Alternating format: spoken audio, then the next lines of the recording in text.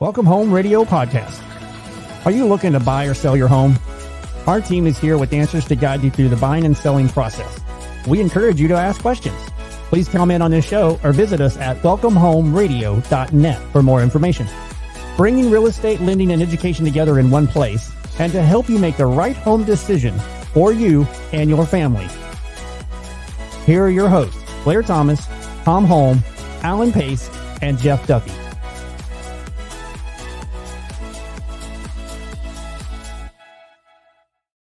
And welcome to Welcome Home Radio, May 24th, where real estate, lending, and learning come together.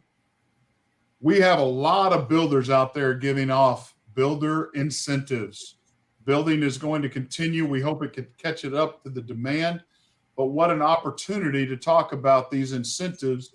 And one of the key things is seller credit. Now, you can receive incentives like new appliances, upgrade brick.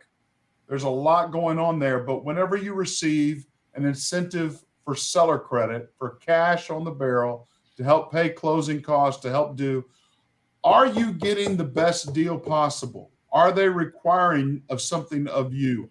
Are you missing out on something? We want to discuss those and any other aspect of this that we can come up, but I want to welcome Tom and Alan. How are y'all doing today? Howdy. Howdy. Tom, you doing okay? Super duper peachy king hunky dory. Just peachy king, not cherry pie? Well, I saved the peach for Alan later. Okay. Alan likes pie. I especially like pecan pie for those that are listening. Yeah, Peach for me. Name a pie I don't like. 3.14. Coconut pie. I do not like. Banana though, Boston cream. Are those the incentives builders are giving us to buy their? No, they're not giving free pies out yet. Oh man, I'm sure they'll get there. I think we came along with something they might try to steal from us. But the word pie kind of goes with dough, and we're about to talk about dough, so let's go. Okay, and builder incentives. We have builders out there building homes, selling homes, and of course, they're far behind. Right now, the supply is way behind the demand. We're seeing builders give a lot of different incentives, but one of the ones, when you get an incentive like a seller credit, that means I'm going to give you $10,000 when we close toward your closing cost. This is a concern to me. And Tom, I brought it up to you about this on a situation. One, because this builder required them to use a certain lender. They could not use anybody like the market and like the policies are. It required them to use a certain lender. Talk to us about the issues, the opportunities that are coming with this challenge situation and decision by a buyer to accept a credit if these requirements are there. Well, I think the biggest distinction to understand is if a builder is requiring a lender to be used to give you incentives, the way it's looked at from the standpoint as far as competition and free trade is concerned, the way the state looks at it is that you can choose to go somewhere else and find another house. And it's not considered a constraint of free trade. If I say I'm the builder, you got to use XYZ lender. And the big deal here that is the really biggest emphasis here is, as far as it all being above board, is that the costs that are being paid for as incentives by the builder are truly documented costs on the closing statement for the borrower. And as such, it is coming out of the builder's pocket to offer those incentives, those inducements. So if the accounting part is all copacetic, it doesn't even matter if I'm the builder and I own a 50% interest in the mortgage company, which often is the case. Whoa, time out. Say that one more time, please.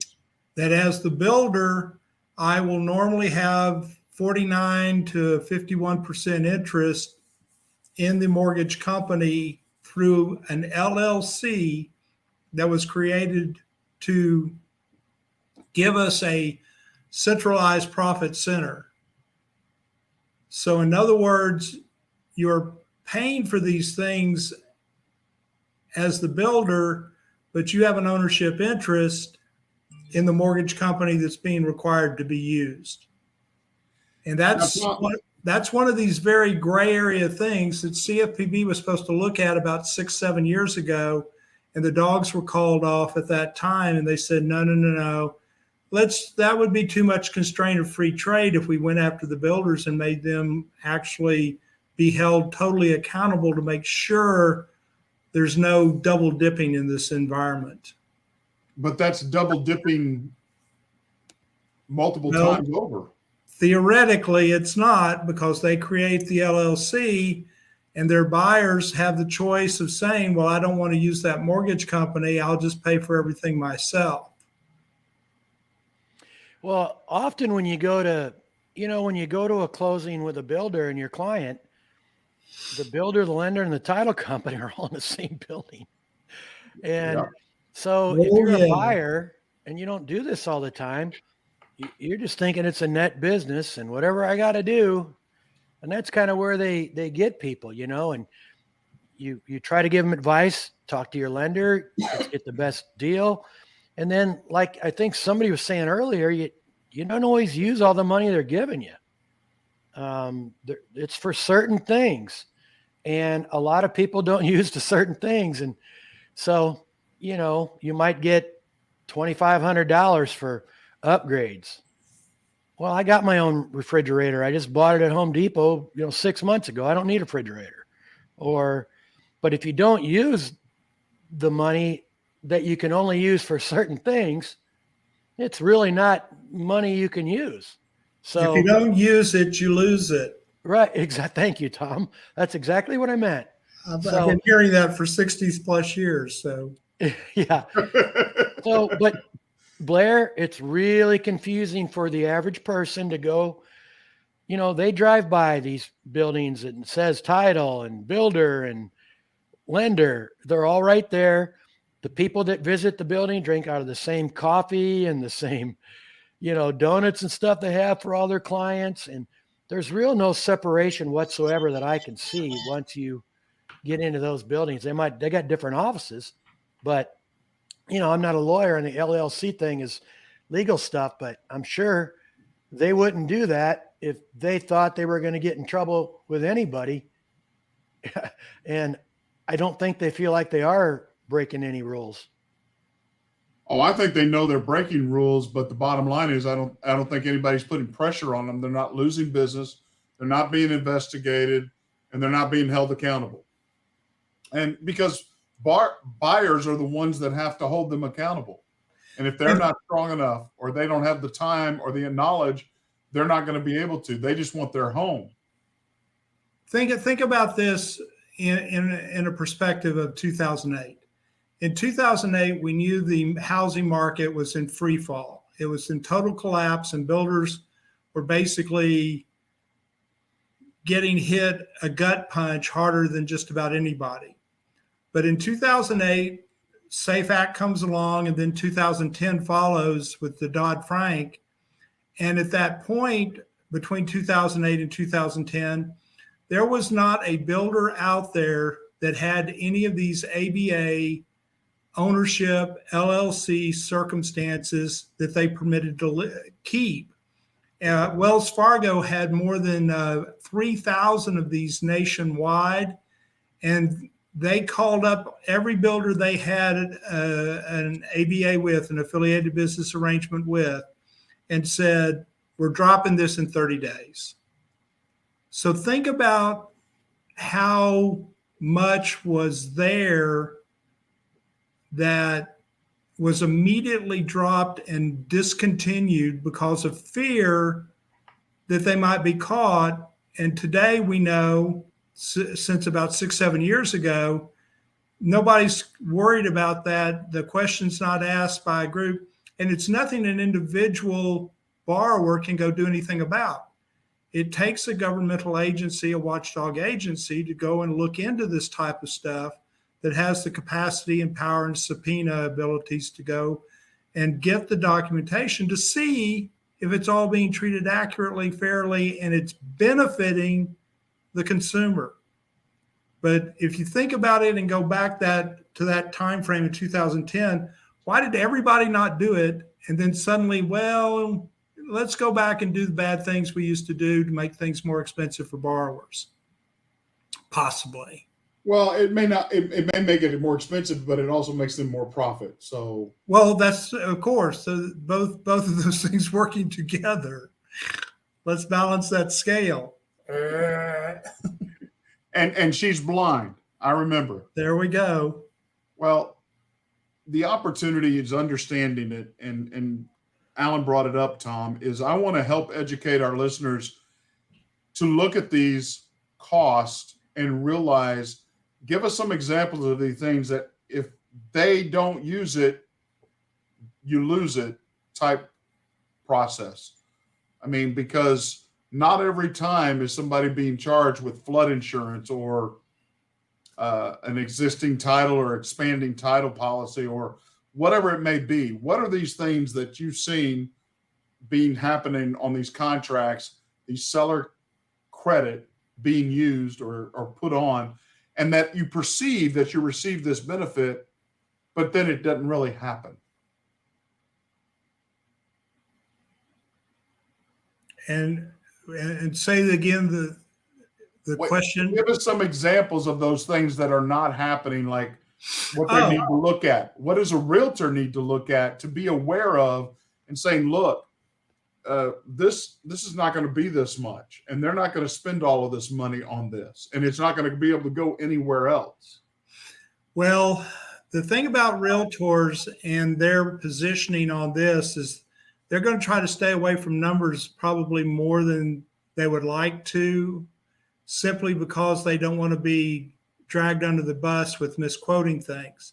What a realtor, the best suggestion I would give them is, if they're going to go sell a new home to one of their clients and these incentives are there, they still have a best bud lender, AKA maybe Blair Thomas, the alumni lender VA specialist that Alan knows from somewhere, and goes to them and says, look, here's the closing sheet, here's the LE from the lender themselves. This is the contract that says they get $10,000 worth of financial incentives. That's over and above the $15,000 of upgrade they gave them. And it should include another $4,000 towards buy down. We understand the numbers when we're lenders, and when we get down into that detail, that borrower, that buyer of that new house, needs a second opinion. It's just like me going into my doctor the other day telling him my knee hurts, and he goes, well, we need to replace your hip. Well, guess what my follow-up call was? To another doctor. I mean, you're going to replace my hip? Well, you already did the knees and they're hurting already. So what about my hip? Would that just make things more intensely bad? So getting the realtors, I hate to put them in a position where they are good at analyzing that unless they've gone to some special classes that we do offer in the business out here. We'll offer, 2-hour classes or bacon lunches, lunch and learns, whatever they call them. And we're offering those different opportunities for them to get better versed in what they're seeing on CDs and LEs. But I still think it relies on that relationship of a good realtor is going to take their borrower's information, or not take the borrower's information, tell their borrower, look, call this lender and just have them look at it. You're 30 days out from closing. Here's your LE. Let them look to make sure the monies that you're supposed to be incented and given are appropriately accounted for. Because, if they promised me $4,000 worth of buy down, which builders are doing a lot of nowadays. Or I've seen builders incentives of $10,000 on a buy down on a house. Now, this is $1 million house, of course, so it doesn't quite, in perspective, mean as much as the normal. But that $10,000 in builder incentive for buy down, the actual loan that was getting, they weren't using that entire amount. They were using closer to $7,000, $7,500 for the buy down. And it was like, where's this rest of this money going to be credited to you? Because they're not going to give them a check after closing and say, oh, I'm sorry, we didn't give you enough. Here's your money. That's first off illegal. And I can't believe they're not going to give me change. I'm just. Yeah. And here's your change. We'll leave it in a brown paper bag on your new doorstep when you come home. There's something very important that you said that I want to make sure our audience is hearing, and it is critical for a key reason. One, you said you want an LE, a loan estimate.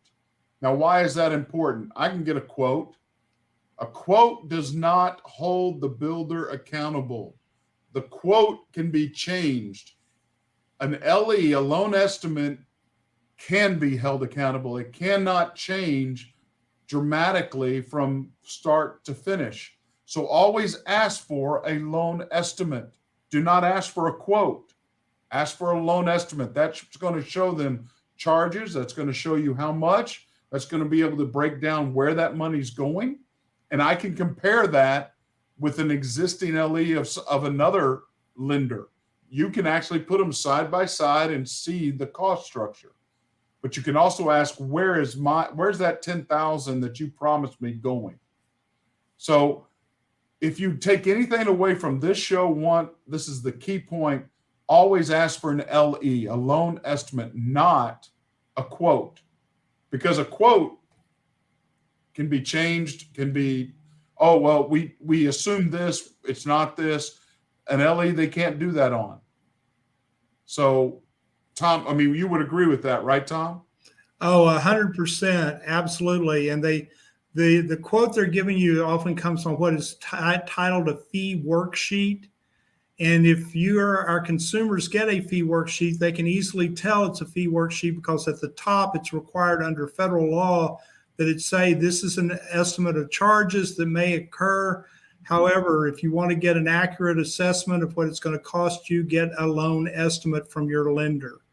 Because they know when they're giving you that fee worksheet that they're not held to any standard. There's no accountability standard when you get a fee worksheet whatsoever. They can tell you the moon is blue and made of cheese, and that it is. Well, I know, but maybe it's not always blue. But the fact is, they can tell you whatever they want and not be held to any standard of accountability. It's cheddar cheese, by the way. Thank goodness. I actually like Swiss cheese, though, kind of. Yeah, mixed bag. Alan, you're muted. I like peach pie. Peach pie. There you go. With American cheese melted on it, I know. Or is that's apple pie. It's apple pie. Apple pie, no peach. Again, we digress. Yes, we've chased that rabbit into the hole and gone. And it's giving it apple pie now. But what I heard you say is you do not, one, the incentives are not always credible of a value of a buyer, but two, they need to be checked out. And this is the only way to really check them out is through a loan estimate. Is that correct? That is correct. Okay. So we're standing on that. That's taught at Champion School. End of story. I'm not going to enhance that any way, form, or fashion. Loan estimate. It says LE at the top, loan estimate. Loan estimate. And that really is going to help hold the builders accountable for what they're offering and is it a true offer or not.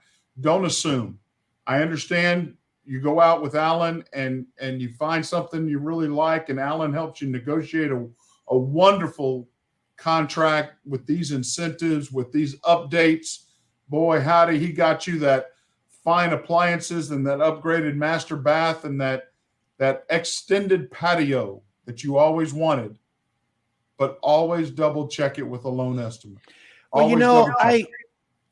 it's realtors right now are not, I don't think they're doing that. I don't think they're trying to take credit for what's out there. You walk into a builder office, it says they get all that up front. So, I would suggest, to realtors, stay in your lane, be a realtor. Yes, look at things that are being upgraded and make sure they get them and make sure it's real. The estimate is a good thing to do. But, the other thing is most of these builders, and I'm not talking about $1 million builder that might build a couple homes a month.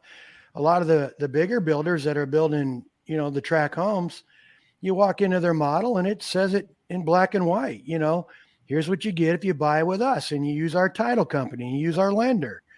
And that's not a realtor going, I did such a great job for you getting all this stuff. That's just disingenuous. So, oh no, I'm not saying that, but to make sure they get what they're offered, what they've been incentivized, right? And I teasingly give it examples like that, but it's really when it comes to the financial incentive, we want to clarify that sometimes, not all the time, but sometimes those incentives are not all used, and it is a false advertisement. If you're promised $10,000 and you're only get $7,500. That's a $2,500 difference in what they're receiving as an incentive. And they made a decision on that. So that's why we try to stress ask for an LE, ask for some things that you can hold people accountable. And that's a challenge in this market because we see builders are trying to catch up. They're trying to sell, to get homes and get buyers. They're just as excited about rates coming down as we are at the end of this year, but there's also opportunity still to buy a good home at a good price, and the market will continue because. And I'll add one more thing too with the, when you're dealing with a builder lender, a lot of times you're a number. You're dealing with Blair, you're a person. And I'm not saying there's not great builder lenders out there that take care of people. That's not my point. My point is I've dealt with people that have done it all. I've dealt with people that will not use a builder lender. First off, everybody, no builder can make you use their lender. It's your choice. So they might offer like somebody was saying about a cow and a moon and all that stuff with cheese, but they can't make you do anything. You do what you want to do. And I've had people say, I don't like that builder lender. I'm going to use my lender. I've had other people, do other things, but in general, you're caught up with a lot of other people in that same situation with some lenders, and you can't get a phone call in, you can't get an answer timely, and it's frustrating to some people. And I've experienced that with clients, and I'm sure Blair has heard feedback like that in his business. So as well. Anyway, I would just put that out there too. Money is an important factor, but so is service and understanding exactly what you're buying. And if you're a realtor, stay in your lane and let the lenders do the lending. It doesn't hurt to give advice about the estimates and things like that, but we're not the experts. The lenders are the experts. And so let them hash it out. Have your client do that with their lender and go that way. But nobody can make you use a specific lender. Nobody. Good advice. I think awesome. Guys, I think we've covered this topic fairly well. Is there any final thoughts to builder incentives, especially financial incentives, that we can give advice on? Well, I want to kind of throw in a little bit of additional information with regards to, and I'm sorry, my computer keeps asking me if I want it to be smart. And I'm like, no, I don't want it to be smart. You're talking to Chat GPT. He's doing the chat thing. No. It's GPT. Microsoft Edge coming in and giving me all this crud. Is your middle initials AI?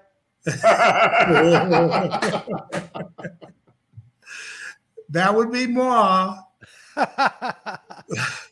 But what happens is there are additional things that are builder incentives that also need to be considered with regards to lenders when they look at a builder leaving a car in the garage, yada, yada, yada.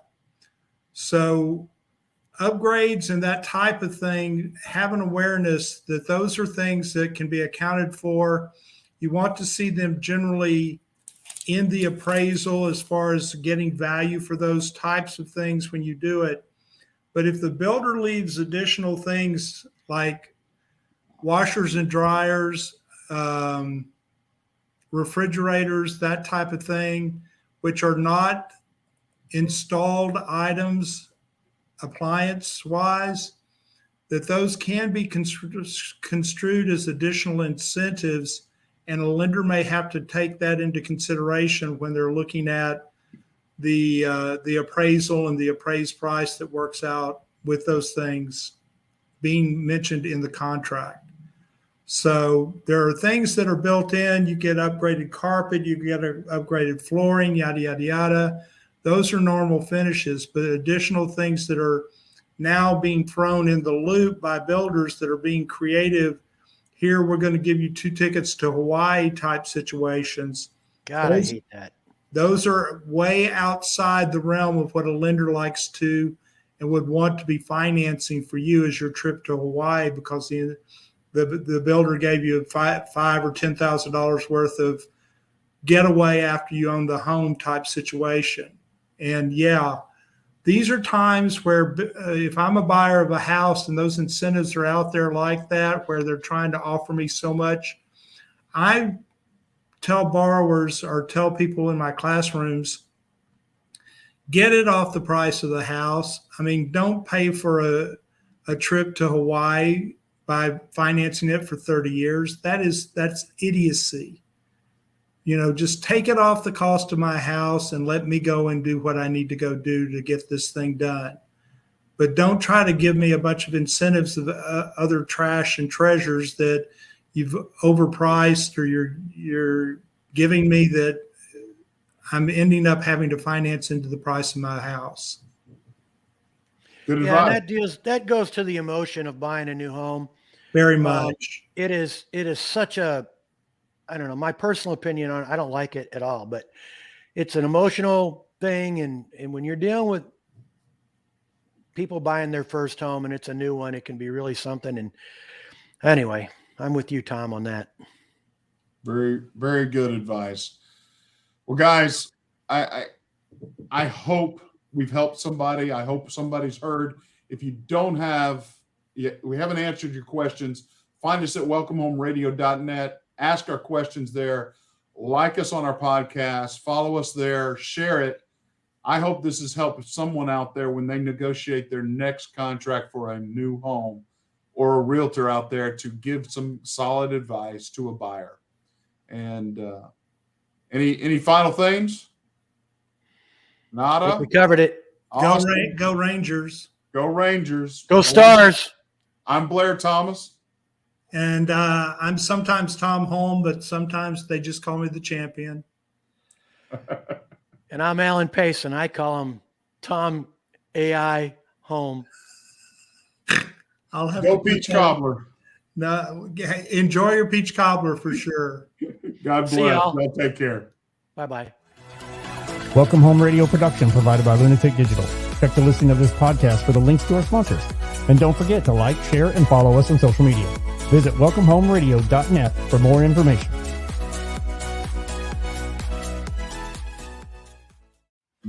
This was a Lunatic Digital production. Visit lunaticdigital.com for all your digital needs.